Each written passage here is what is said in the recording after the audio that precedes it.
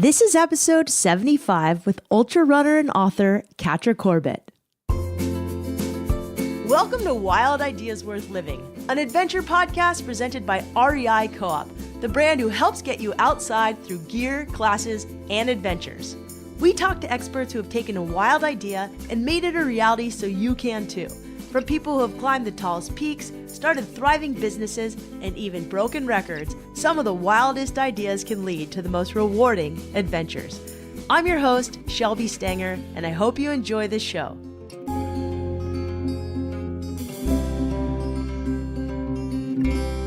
Catra Corbett, also called the Dirt Diva, has run over 260 ultramarathons and over 137 100-mile runs. That's 100 miles straight. Catra's reason for running is powerful, and how she started even more powerful. Catra's a former addict. She hit her bottom in a jail cell. When she got sober, she quickly started running, and since then has set numerous records, won tons of races, and she's climbed routes on El Cap most people would never go near. Catra also has a huge following, and it's not just because of her awesome and honest outlook on life or her vibrant style. You should see this girl's piercings, hair, and just colorful outfits. But Catra often runs with her trusted doxy dog. His name is Truman, and Truman has a huge following as well. Catra recently penned a book. It's called Reborn On The Run, which just hit shelves in May. We talk about her story, being an unlikely runner, how she shared her most intimate truths and why, advice on training and staying fit in your 50s, and so much more. Enjoy. I just want to start with kind of your why. Anybody who's done over 100-mile races has to have a really strong why. That is a good question. The why is because I can, and I love being out in the wilderness. That's the main reason why I do this, is because I love being out in nature. It has more to do with that than the actual running the races for me. I just feel like a peacefulness when I'm out in the mountains and running around. And then, of course, being around the people, that's just an added bonus. But I just do it because I love being out in the wilderness, and I feel like I have a second lease on life, and I don't want to miss anything. So I just love being out there. So I know you just wrote about this in your awesome book, which I loved and read in 3 sittings, which is really good for me. Maybe you can tell us a little bit about how you got into running, because I think you have a really powerful story that will resonate with a lot of listeners. Yeah, so I was never an athlete. I actually hated running. When I was in high school, I got an F in PE. I mean, who gets an F in PE, right? I mean, it was because I didn't want to dress. I did, and people laugh at that now. They're like, you? And it's like, I didn't want to dress in those ugly clothes, and I was not going to sweat and run around a track. That's just not what was going to happen. So I was kind of the typical party girl, like to go dancing and clubbing. And so I started working, when I got out of high school. I ended up dropping out, and I went to cosmetology school. And this was the 90s? Yes, in the 90s. Okay. So the end of the 80s, I got my cosmetology degree and started working in salons. And then I moved to San Jose and was working in a salon there and dating somebody. And I was in a verbally and mentally abusive relationship. And that kind of ended. And I ended up with this other guy, and he was like a party guy. He was in a goth band, and I didn't know at the time, but he was selling speed. And most of my friends knew that I was not into that, actually. And I was more of the drinker, and I used to get drunk and don't remember shit that would happen. That's the kind of drinking I used to do. It's like people would carry me home, and, it's like, oh shit, what did I do? I mean, it was bad. So I was dating him, and one night we were all going to go to, LA, and everybody was doing lines, and I was like, you know what? Let me have some. I'll do it. And at the time, I found out he was selling it. I was like, oh, who cares? I mean, I was just in a weird funk in my life, and so I did it. And I didn't really like it in the beginning. And at one point, I was at a concert, and I felt really shitty. And I was coming off of speed, and I used to only just do it on the weekends, and I ended up. My friend's like, oh, if you just do some now, you'll feel better. So basically I did it that next day, and I did feel better. And kind of after that, I kept doing it. So, I was doing drugs, partying really hard. I mean, I got really addicted very, very quickly. And so that went on for a couple of years. And basically, a friend of ours had gotten busted by the cops, and he didn't want to turn in his big dealers, because that would mean, those guys might come after him and hurt him really bad. So he lied and he gave our names because he hadn't bought it from us. It was just, he did a sell over the phone. And I happened to be on the phone when the cops the cops were there with him when he had called me, and I did the sell over the phone. So like 3 days later, like an episode of Cops, these people come busting down the door and rounding up the whole family and putting them in the living room. And we got arrested and I went to jail. And sitting in that jail cell, I was like, what the hell am I doing here? Like, how did I get here? Like, what did I do? What am I doing with my life? And so, I was lucky enough that when I got out, I got drug diversion. I went to court and they gave me a drug diversion program. And a lot of times they usually charge the boyfriend, girlfriend combo with the same thing. And since I hadn't had a record and I had a job and, all of that, they decided that they were going to give me drug diversion. But that meant I had to do drug testing every week, and I had to go to AA or NA meetings every single day and get this like paper signed off. So that's when I got clean and sober. And so I started working out. I became a vegan at that time, and I had a dog that I used to walk, and he was a dachshund. I always had dachshunds. And one day, after about 2 years of just like working out in the gym and taking the dog, 4 miles here and there, I thought, I'm going to try running. I want to be a runner. And I don't know how or why or where the heck did it come from, but I just like got bored with walking. So the next day I went out, and I didn't even have running shoes yet or anything like that. And I ran around the block the 3 miles and came home and thought, oh my God, I ran.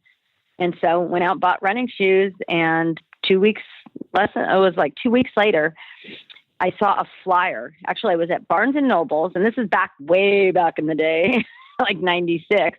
And there was like a flyer on a wall. There was no internet really back then to look up like races and things like that. And there was a flyer, for this Carousel to Coaster 10K, and they had a 5K. And so I told my mom, I said, why don't you do this 5K walk and I'll do the 10K run? So 2 weeks after I started running, I ran a 10K. And when I got done, I felt like I was going to have a heart attack. I didn't know anything about pacing, and I just ran really fast, and it was really hot, and I was wearing all black because I was still a goth at that point, with black hair and white skin. And I didn't know you're supposed to drink water or, whatever.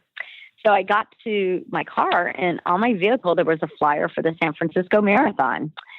So I decided, I'm going to run a marathon, and had no clue about how far it was. And I asked a friend of mine, Kevin, I'm like, dude, how far is the marathon? I mean, I knew of Boston and New York and all of that, on TV, and had seen those races. And he's like, oh, it's like 26 miles. And I'm like, oh, I'm going to do that in 3 months. So that's how it all started, basically. And I went to Barnes and Noble after I signed up for that marathon and bought a book on how to train for your first marathon. And I only had 3 months to train for it. So I had to skip all the way to the chapter ahead that said what your long runs are supposed to be. So, and this is before GPS, Garmin, any of these fancy schmancy things that we all have now. This is back in the olden days. I had to get in my car and set my odometer I was going to run 9 miles because that's what the book said. You got to run 9 miles on your Sunday long run. So I set my odometer and went halfway out, and it would happen to be, there was a gas station there. So I was like, perfect. I'll know when I have to turn around tomorrow. And that was it. The next day I did my 9 miles and started training from there. And that's how it all started. Wow. Getting arrested, spending time in jail, and wanting to do something different and change my life and be a better person. Well, I really appreciate you sharing your story. There's actually been several people who are recovering addicts on this show. And I think there's like a theme in the outdoors and especially endurance events that are really alluring if you have somewhat of an addictive personality. I mean, do you have any advice that really helped you when, you were really struggling with addiction? Yeah, well, first and foremost, I had a really good therapist that I went to, and basically I addressed all my past issues and, got through that because I wanted to go forward in life. And a lot of times we sit and we keep talking about the past.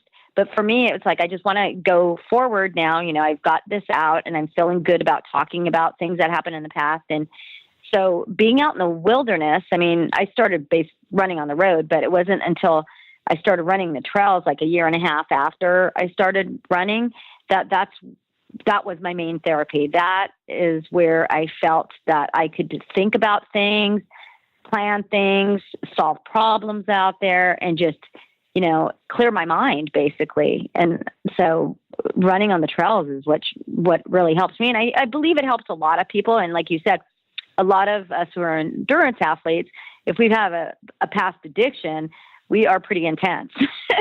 And, just being out in the wilderness really helps kind of keeps me clean and sober. Running has really saved my life. I always say that. I mean, without running, who knows? So you've done over 100-mile races. How many have you done today? So, and that includes or more. So that includes. I know you've done more. Yeah. So what's that number? So 137. Holy. 137 as of 2 weeks ago when I did Beyond Limits Ultra, which I ran 192 miles, and I was first place female. Of course, you're first and place. Fourth overall. So you're beating everybody. You're doing these really gigantic races, and you're are you 50 or over 50? I'm 53. You're 53, and you 53. look damn young. So I don't know what it is. 53 is the new 33. So, okay, first, let's just talk about how you look, because how you look is pretty incredible. I read that you have over 50 tattoos, over 25 piercings. Pink hair still? Pink, purple, orange. Yeah, no, I have like 7 colors in my hair, to be honest, when I get it colored. Rainbow. I love it. It's all colors of pink, orange, purple. I don't have blue or green or anything like that in it right now, but yeah, there's 7 colors in there. Awesome. So you look different on the trail than the normal trail runner, which is why I really like your story as well, because we're in this age where people who don't look like traditional runners are taking up running. I mean, we had Myrna Valerio on recently, and she advocates for being any size and running happy, and Myrna's awesome. Yeah, she's cool. She was at 100K. I was at awesome. A few years ago. I was doing the 100-miler, but she is very impressive. So even when I started running, I was like, everything is so boring, because I've always been into like style and fashion. And when I was in the goth scene, I was always like deconstructing clothes. So I'd go to the thrift store and cut things apart and sew and make them into cool outfits and, do it my own way. And so when I started running, I was like, no, I wish they had like running skirts and running dresses and things like that. And they didn't. So they had like tennis players. I always thought, they have cute outfits. Why can't running clothes look like how the tennis players have these little mini skirts and stuff? So I, back in the day, was buying like tennis skirts and wearing those here and there. And then I started taking apart my running shorts and making them into skirts. So I would just cut through where the legs were and just sew it. And then it was like a skirt. Like how they used to make jean skirts out of, jean shorts. Yep. Same concept. So you just cut the crotch out and you make it into a skirt. So I started doing that. And I've always liked really colorful things and fun things, because when I'm out there for hours on end, I feel like it makes me feel better when I look good. Just like when you take care of yourself and you have something nice on, you're like, oh, I feel good, So I kind of, that same mental state for my running. I'm like, I'm not the fastest person, but I want to be the funnest person out there. And I make people smile. They see me at a race and they're like, oh my God, I just love what you're wearing. You look so cute and you look so fun. And it's like, yeah, I like, being colorful and flamboyant. That's my personality anyways. I mean, it's how I dress normal too. I'm very colorful and fashionable in my own little way. No, I'm big on this style as affecting your attitude. I think it's huge. It totally helps. It definitely helps. So what's really cool too is that your style, now you have like this extra almost accessory. That's your dog, Truman, who runs with you. Who's about the most amazing accessory you could ever have. I'm his accessory. What are you talking about? It's all about the Truman show. It's nothing to do with me.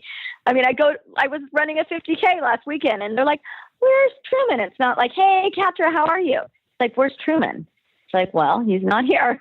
He's at home. Truman, maybe you just quickly tell people the story of Truman, your doxy. Of course. So Truman came to me as a rescue. So like I mentioned before, I've had dachshunds, and actually that started with the ex-boyfriend I was arrested with. His family was dachshund people. So that's how I got into dachshunds, this breed. And so we broke up and we kind of had a joint dog there. It was a family dog, and he got me my own dog. And so I went through, a couple of dachshunds. He passed away, and then I had this other one named Rocky. And when he passed away, I was just like, no, I don't want another dog. And I was renting a room from a good friend of mine, and he was retired, and he really liked Rocky. And so he decided, I told him, I said, why don't you do a dog rescue? And I said, specifically dachshund rescue.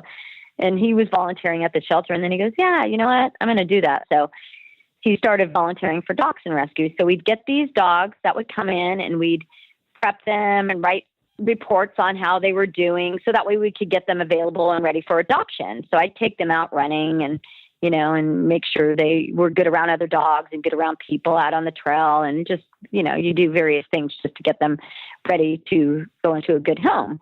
And so Truman came. He was about the fourth one. And so Truman came, and I had no intention of getting a dog. And he had messaged me, and I was out running in Yosemite, and he goes, okay, he goes, I know you're on your way home. He goes, we got a foster who came today, and he said he's going to be hiding. He's really afraid. He's afraid of everything. He is going to be hiding. So when you get home, feed him, but you're going to have to try to find him. He'll be behind a couch or something. And so I came home, and I looked behind the couch, and there was this in a little ball shaking like a leaf. I was like, oh my God, what's wrong with him? So I kind of sat there and waited for him to kind of come around. And he got to the point, it took about 15 minutes, and he kind of poked his head out.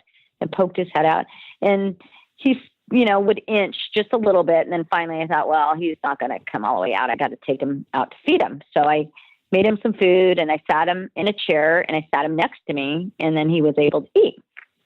So I started working with him. Like I said, no intention of keeping him. I was just going to get him ready for somebody else and let him have a good life sitting on somebody's lap. Once I got him, acclimated to being around people and things. And I mean, he couldn't even go out the front yard. He was so afraid of cars, vehicles.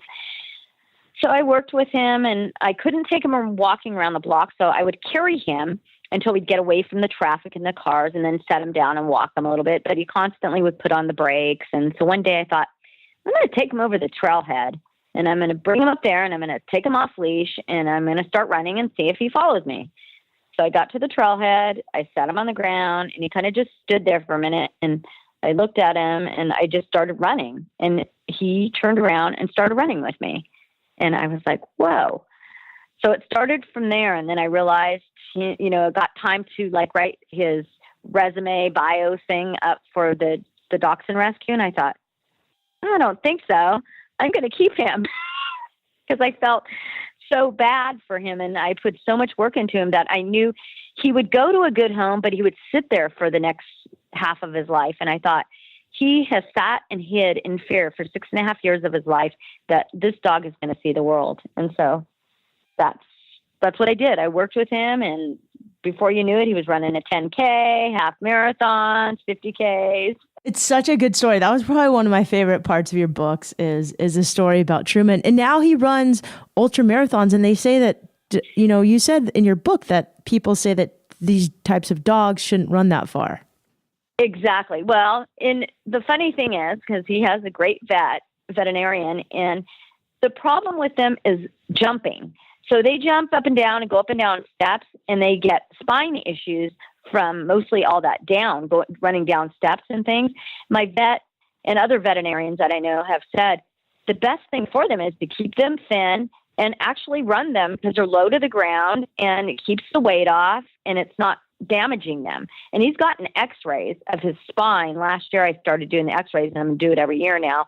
And my vet said he looks hard for any kind of like gray area in there in the x-ray. And he said nothing. He goes, even at this age, even if he didn't run at all, you would see something. You know, like most normal dachshunds have some sort of spine thing, you know, just like maybe a arthritis building up or anything. But he said, you know what, whatever you're doing with him, keep on doing. So, and he takes supplements and things like that. Oh, I'm sure he gets hooked up too. I'm sure he's like a sponsored dog. Yeah, he does. Good for him. Yeah, he is in excellent shape. I mean, he ran his fastest time this year in a 50K, and I decided, you know, and they're flat 50Ks, the 5 that he's done, but he did a 6:45. Wow. So I decided, yeah, he's good. I don't think he needs to run that far anymore. You know, he's 12 now, and he's still good for 20 miles, and he's never, ever, like, showed me any kind of issues like he's having faltering when he's out running, and even this year. But I've just decided, for me, that's good enough for him now. We're going to take a quick break to hear about our sponsor. When we come back, Catra offers advice for those who want to run, what she eats, how she's coped with an eating disorder, and we talk about her book. This episode was brought to you by REI Co-op, a brand that's big on protecting where we play outside. As stewards of the outdoors, REI gives away 70% of all profits back to the outdoors. Since 1976, REI has invested more than $77 million through partner nonprofits to create, improve, and sustain access for all to inspiring outdoor places. They're also incredibly eco-friendly. REI uses 100% renewable energy to operate, and they built the first, largest, and most sustainable net zero energy and LED platinum distribution center in the country. On top of that, REI has partnered with over 66 brands in the outdoor industry to enhance the sustainability of their products. Their motto, "A life outdoors is a life well lived," is something I definitely stand by. You can learn more, take classes, go on experiences, find a store near you, and get the gear you want to get outside at rei.com.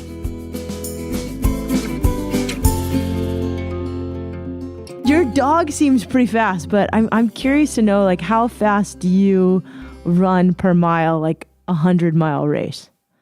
It depends. I mean, so my fastest 100-mile time is 21 hours and 22 minutes, and that's not fast. I mean, some of our fastest people are like doing on a flat course or like 15 and 16 hours. So I've never figured out the minute per mile. I mean, in 100-mile races with lots of climbing, like a 36-hour cutoff, you would be needing to do around 3 miles an hour. But of course, you're doing more in the beginning. You're going faster, but you know, that's basically the rule of thumb for these mountain hundreds. You got to be doing 3 miles an hour. I mean, towards the end to be able to keep on pace, to be able to make through all the cutoffs. So what are some of your tricks that you've been able to run for so long and do such long endurance events? I mean, even at 53, that's incredible. I mean, you must do incredible injury prevention. You eat well. Like, what are some of your tricks? So like I said, I'm vegan, and I've been a vegan before I started running. When I got clean and sober, I became a vegan right at the same time. I was a vegetarian, and then so the whole time I've been running, I've always been vegan. I don't know any other way. And I think eating clean like that, taking good supplements, working out is very important to me. Doing weight training, and that's something I've always done. When I got clean and sober, before I ever started this running journey, I was already working out in a gym, and I think keeping your muscles strong around your, joints and your, tendons and all of that definitely helps you. If you just run and that's all you do, I think those people tend to get more injured than people that also work out in a gym, because you're keeping your body, healthy. And even my brother, who's a personal trainer, he said that is why he thinks I have such the longevity, is because good genetics probably. And he said, because of the way I eat and working out in the gym like I do. So, and I'm not big on stretching, because people always ask me that. And I was doing the 192 miles at the 72-hour race, and there was massage people there. So I stopped and got a massage, and the woman's like, "You're so limber." I'm like, "Really?" She goes, "Do you stretch a lot?" And I said, "No." So I do work out in a gym, and I also have like these recovery pump boots, and those definitely help, I think. And just taking like turmeric. I take a lot of that and just natural anti-inflammatory things. And you don't eat a lot of inflammation causing foods, because that's the main thing is when you have a lot of inflammation in your body, you have soreness, you can get injured easier. And so, I mean, I've had minor injuries, but nothing really running related. I mean, I have a hamstring injury, but that was from like CrossFit. It was never from running. It just creeps up on me in races sometimes. And I had a shoulder injury, and that was from working out in the gym too. And I broke my arm climbing El Cap. So nothing really injured. And I broke 2 toes, and that was walking into the wall. It wasn't anything. So to do not with even running. like tight IT bands or overly tight. I mean, everybody gets that, but it's just, no, I think because of what I do for the after, like the Epsom salt baths when I do the long runs, and just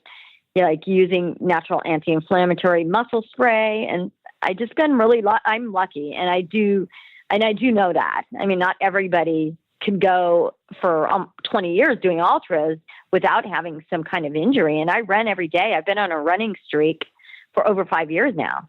Wow. Every single day. You don't miss a day. Nope, haven't missed a day. And the only time I almost missed a day is when I was in China. I was in the airport, and I had to put my stuff on a luggage cart. It was like at night when I arrived, and I was still keeping my time based on California time because of traveling. So it was like, it would have got too confusing. So I had a layover in one of the airports in China, and they have luggage places where you check your stuff in, but it was late at night. It was closed. So I put my 2 suitcases on to one of those luggage carts, and I ran up back and forth through the airport. I mean, it was at night and people were kind of sleeping, but they were just watching me. And I'm sure all the Chinese people were like, what a crazy, weird tattooed woman running through the airport. But I figure if I ran 30 minutes, I would get a few miles in, and that was fine, and that's what I did. I just ran around the airport in the cart. So I just took a couple of tips from you. 1, just run every day. 2, stretching, meh. Importance is, cross training, keeping your muscles fit, Epsom salt baths, your diet. So I read that you're a fruitarian. Is that true? Like a fruitarian 5 days a week, and on the weekends you had nuts and veggies. Exactly. So, I do eat cooked stuff on the weekends because I was really bored. I was a fruitarian for almost 3 years, and then I got really bored with it. I mean, there was nothing wrong. I mean, the diet was great, but I was just like, I just got over it at some point. So I try to mostly eat raw, and mostly my diet all through the morning until like at night is basically fruit. That's what I mostly eat. And then at night I'll have vegetables, have a salad.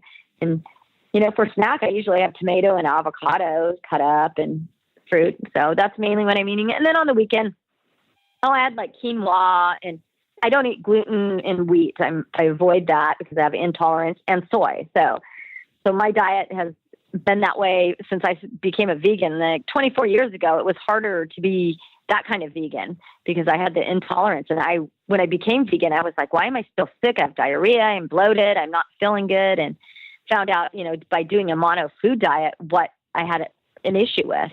And once I eliminated those things out of my diet, I felt so much better. Interesting. And so what about during a race? Do you just eat fruit, or do you have like gels and bars? Oh, no. I eat, and I eat like potatoes and salt, and at night they have vegan soup, lentil soup. I'll eat that stuff. And I do use this company called Muir Energy. They're out of Southern California, and they make, it's more like it's molasses. It's not in a pasty. They use molasses in it and dates, and they have very limited ingredients, and they're organic, and it's a great company, non-GMO, vegan, no wheat, gluten, any of that stuff in it. And they're great because they make different flavors like pineapple and kale. They have a blackberry and thyme. Then they have like cacao and almond and lemon, and they use mate in some of them. So it's more like a food. I tell people when they buy them, I'm like, it's thicker than a gel. Because gels are very syrupy and it's just like very sugary tasting. These don't. These taste like nutrition. And then there's a company called Bearded Brothers, and they use very limited ingredients in their bars too. So I like to use those. And that's pretty much it. I don't eat, at the aid stations, the potatoes and bananas and whatever fruit they have. But I just use the same things over and over. So that way I don't have problems. I use baby food packets. Those are really easy to digest. And I'll even get the ones for the 200-mile races. I'll use like the ones with like oatmeal in it, gluten-free oats in it, and they're like more of like a food. So I'll use those. And in those races too, a lot of people think, God, how do you feel for 200 miles? They have chefs. Like you come in and you want a vegan gluten-free burger, they're going to cook it up for you right there. You know, you go sometimes like 5 hours in between aid stations. So you got to carry what you need. And then when you come into an aid station, everybody kind of sits down and regroups and eats and then goes again. Wow, that's awesome. So I want to keep talking about food. And I hope you're comfortable talking about this, but in your book, you talk about, you know, how you struggled with eating disorders. And that's also really common among especially female endurance athletes. So true. So has going to like a mono diet sort of helped you, or any tools that have helped you cope with, you know, eating disorders, especially when you run long distances? That's tough. So when I was going through my eating disorder, so that was after I got clean and sober, and still I was in that state of where I wanted something to be able to control. And so what else could it be? Yep. It was food. What was I putting in my mouth? And the reason why, I mean, a lot of people didn't know, I didn't have friends that were runners at the time. And the only people that saw me were my family. And I had gained weight after you quit doing speed. I was like, 95 pounds. Oh, and then you quit doing that and you start, eating normal, you're going to gain weight, and I wasn't exercising yet, it was like all of a sudden I gained like 10 pounds, because I wasn't doing drugs anymore. And so then I started watching what I was eating and then started controlling what I was eating. And at that point I started, I was working out in the gym and then eventually started running. So the thinner I got, I was just saying, oh, it's because I'm vegan and I'm running.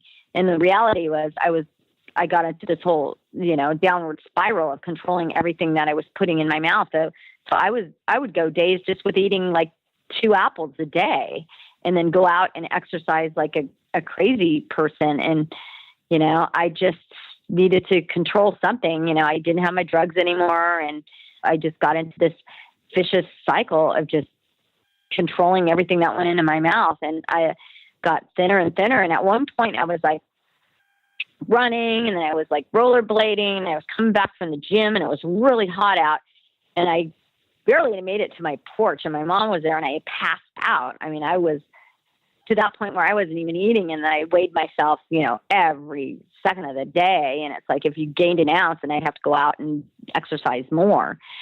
So I went to the doctors and my doctor was like, do you have an eating disorder? And I'm like, of course not. I don't know. And she's like, when was the last time you had a period? And so I once again, I was out doing, exercising like crazy. And at one point I felt like I was having a heart attack and it scared the hell out of me. And I started doing ultras at this point and I met a guy and I was telling him I was going to do 100 miler. And he said, you're too skinny to do 100 miles. You're not going to ever survive out there. And that kind of clicked. I thought, I love what I do and I love running and I'm not happy with, trying to focus on this weight. And I started, I had a therapist and I went back to her and started talking to her more and we kind of worked through it. And I was able to start writing more about it and being able to see what I was doing to myself, and get past all of that. So I kind of healed myself by reading and by having, my therapist helping me. And it was pretty scary. I definitely got down to pretty low. I think it was like my lowest was like 84, 85 pounds, pretty low. Yikes. Pretty scary. I'm so impressed that you've recovered and you are just kicking butt and such an inspiration to so many people. So I think one of the bravest things is writing your story for the world to see. So this book comes out soon. Any thoughts about, having put it all out there, like your process and what you're looking forward to most? I did this because there's so many women that need a woman writer. I mean, there's not a lot of books put out there by a lot of women endurance athletes. There's very few. There's a lot more, if you look, on men writing books. Yep. And I want women to know that they can go out and do stuff. Like I've done speed records on the John Muir Trail. I go out in the wilderness by myself. I'm trying to show women that they can be brave and they don't have to have somebody with them to go do things. Just be safe. Carry a spot or satellite phone if you're way out in the back country and you don't have reception and you're going to be out there for a couple of days, fast packing and running. But I want to just let women know, just because you're a certain age doesn't mean you can't do something. I hate when people always say, oh, I'm too old, I'm 50s, I can't run. And I'm like, what the hell are you talking about? I'm the same age as you. How can you not run? It's because you choose not to. It's just an excuse. I just want to inspire other women. And there's a lot of people out there that don't really talk about their story. So I know they'll be able to connect, and they already have. I mean, I get emails all the time, and it's just, I want to put it out there so people know that they're not alone, that people have gone through what they've gone through. Sometimes you feel like you're all alone and you're like the only one that's going through something. But, I just want to be out there and talk about it more so younger people can see, it's like you could get into running and be cool. I thought runners were a bunch of nerds and geeks. It's like, no, you can be a hipster and be a runner too, because I got the whole fashion thing going on, and I'm, the cool kid running with the tattoos, and, just, you could be however you want, be yourself, and you could be a runner, and have fun. Oh, I just laugh because I used to think runners were such geeks too, but I'm a runner. Oh, they are. When I started running, I was like, they're a bunch of nerds. When does this book hit shelves? So the pre-order, it's going to be delivered May 1st. So I think they said mid-May it will be out. It should be in Barnes and Nobles. It will be all over the place. But online right now, they can order it and for pre-order. And I will be traveling to different races this year and try to set up things with like my local REIs and different places where I'll be racing. I'll be selling my book. So I'll be having copies with me. So, and a lot of the race directors will mention that, that I'll be out there. So that way people will know to come buy my book when I'm out there so I can sign it for them. Or if they already have it, then I can sign it whatever races I'll be traveling to. Oh, I highly recommend it. And you're about to get bombarded with like people asking you for advice, giving you hugs, knowing your story. That's okay. They do already. And awesome. I'm all about that, especially with women, it's like when people email me, that's one thing I always respond back. I want them to know, a girl came up to me at the race this weekend and she goes, the reason I have this hydration pack on is because you did a little mini video about it and I bought it because you liked it. I like that. Awesome. So any advice to just women who want to get into trail running and men? Like where do we start? What gear do we need to get? And how do we start? Good pair of running shoes. That's what I always say. Get a good pair of running shoes. And I'm always going to promote Hoka because they are the most amazing shoes. I've been wearing them since 2010. And it's not just because I'm sponsored by them. I am only passionate about things I really like. But let me tell you, having a good pair of comfy shoes will definitely help. And maybe they'll want to go with something minimal after that. I mean, Hoka does make more minimal shoes nowadays, but they're very comfortable. And I always say, get out and don't run like they teach you in high school. When we're in high school, they're like, okay, you got to run as fast as you can around the track. That's not how you get into a running program. You're going to want to feel like you're having a heart attack, and it's not going to be fun. So I tell people, start by running like 3 minutes. Just set your little watch and do an easy jog and start by doing that. So do a 3-minute run, a 5-minute walk, 3-minute run, and do that for like 30 minutes and build up to you're doing that for an hour, and then just start adding another minute of the running in there, and just make it fun because your body, especially when you're starting out on a program, you don't want to get injured. You can get shin splints, and then you get derailed and you're like, this sucks. Running sucks. I mean, who wants to run? It hurts, but if you start out simple and easy and have fun and just, do it slow and steady and build your way up. So I have more questions. Quick, your love affair with the John Muir Trail. That trail, I mean, I just absolutely love it. So me, my friend Linda and Suzanne, we attempted it many, many years ago. And my friend Suzanne actually broke her arm when we were out on it the first time I attempted it. And we were trying to go for a speed record. And later on, when we got off trail, she had an x-ray and to make a long story short, it's in the book though, but she actually had malignant melanoma and a tumor had eaten away at her bone. And so her arm just like cracked. And so we had to hike out. And so she passed away like 6 months after she got diagnosed.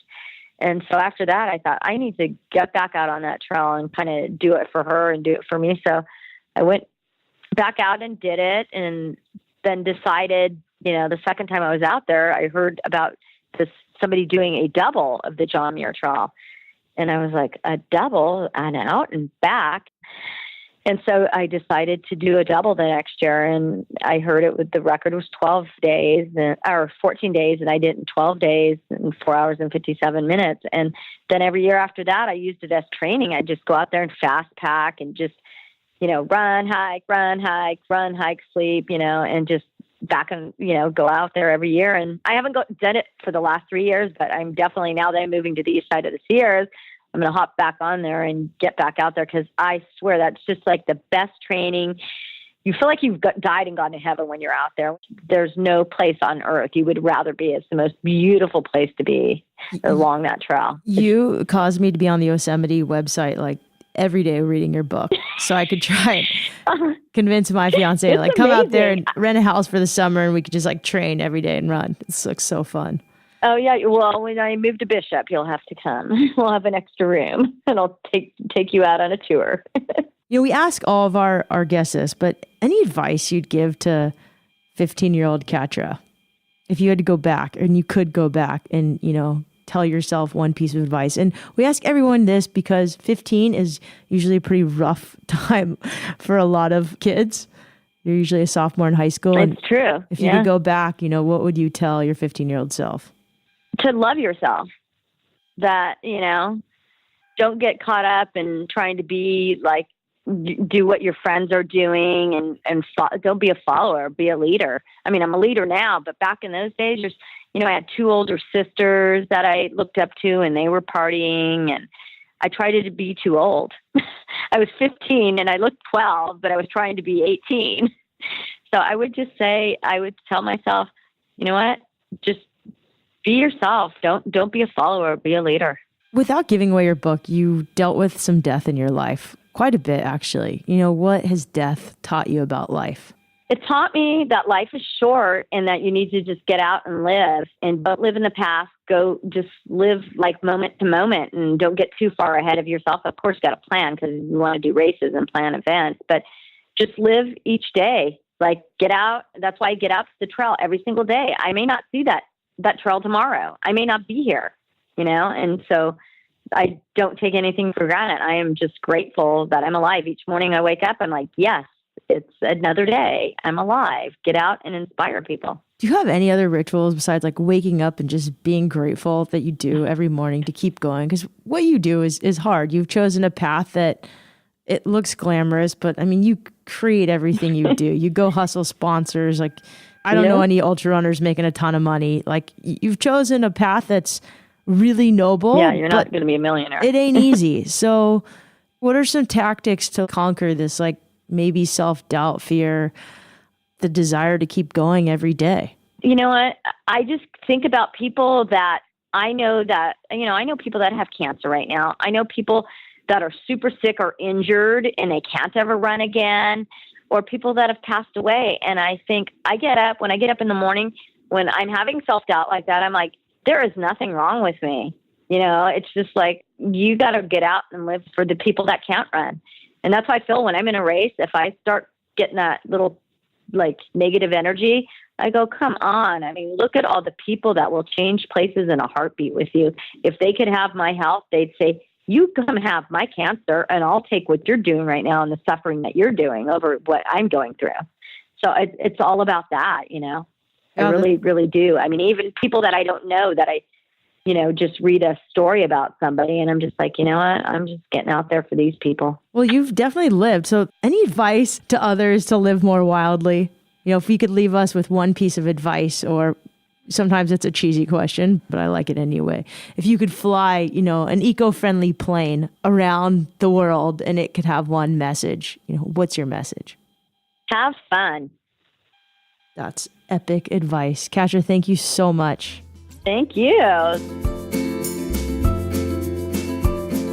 Okay, go get the book, Reborn on the Run. Check out Catra on social media at Dirt Diva 333. We'll link to more on Catra in the show notes, as well as a video of her by the crew at Hoka One One. Thank you to REI for supporting this show, to everyone who helps me with this show, to Chelsea, Annie, and Kayla. I really appreciate all of your help. To you for listening, thank you so much for writing reviews. Tell your friends you can subscribe for free on Apple Podcasts, on Spotify, and wherever you downloaded this podcast and are listening. Don't forget, some of the best adventures often happen when you follow your wildest ideas. We have great guests, including the author Cheryl Strayed, coming up. Stay tuned.